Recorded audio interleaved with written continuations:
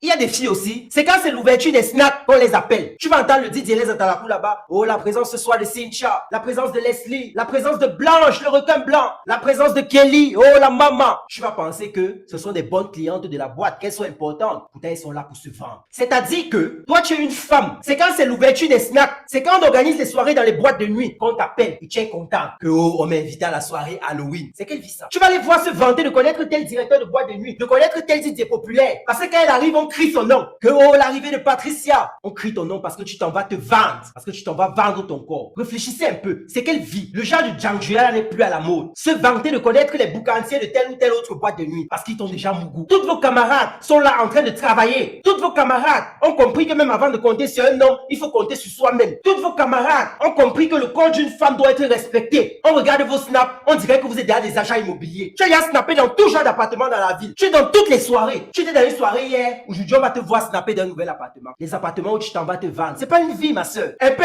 on t'a vu snapper dans les toilettes d'un snack ou d'une boîte de nuit. On ne sait pas si tu es devenu plombier ou ce que tu fais tout le temps dans les toilettes de boîte de nuit. C'est quelle vie ça? Tu vas voir le statut chaque matin. Hey, j'ai aimé la nuit d'hier. Hey, la soirée d'hier a réussi. Tu es devenu la chauve-souris pour être tout le temps dehors la nuit. Il faut vous calmer. Oh, les filles là, je ne sais même plus comment on va les parler. Calmez-vous. Vous êtes nos petites sœurs. Après, ce sont vos familles qui souffrent. D'autres filles, vos camarades sautent comme ça la nuit. Elles s'en vont faire des bêtises. Après, on ne les retrouve plus. Après, elles sont portées disparues. D'autres perdent même leur vie. Le monde de la nuit là, c'est dangereux. En plus de détruire vos valeurs. Beaucoup de gars disent même que on n'a qu'à ne plus vous conseiller. Que la vie finira par vous enseigner. Ceux qui ont lu le livre Femme prédatrice, ils ne veulent même plus négocier. Parce que quand ils voient la mentalité, les gars disent que non. Avec ce qu'on a découvert dans le livre, c'est ce que les filles font. Ils ne veulent plus. Ils ne veulent plus. Ils sont choqués par le comportement des Djanjou. Mais parfois, on pense aussi à vos familles. On voit parfois des familles se lamenter et être tristes. Parce que tel chien a disparu. Parce que tel chien est à un niveau de débauche, elle ne fait qu'ajouter les tatouages. Et là, il a fait les piercings, même jusqu'aux yeux. Personne ne va plus la marier parce que son cas est lourd. On se dit non, on va quand même faire les vidéos. On va quand même un peu sensibiliser. On sait qu'on ne peut même pas changer ça. On ne peut même pas arrêter le Djanjula, c'est un fait. Mais si parfois même une petite soeur peut comprendre, si une ou deux petites soeurs peuvent comprendre, essayer un peu de revoir leur vie, ça sera déjà une très grosse victoire. Prenez conscience les filles. Les émotions c'est pour les faire. Ici on parle cru. Abonne-toi si tu as le cœur de supporter la vérité.